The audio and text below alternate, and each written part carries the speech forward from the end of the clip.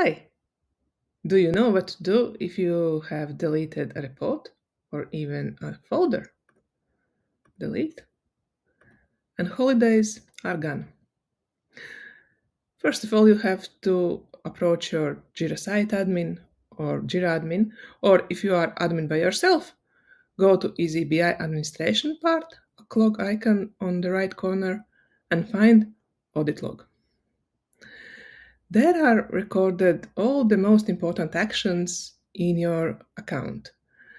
Creation, and update or deletion of your folders, reports, dashboards, or calculated members. You can find the event you are interested in by the keyword. We will use our folder's name. So this is here. We just deleted this holidays folder. Click on show more, and there is a button restore.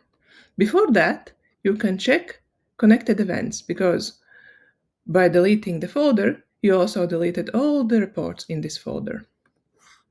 But do not worry, by restoring the folder, you are restoring those reports. Okay? Go to Analyze tab, and hooray! Holidays are back. This is a good news, right?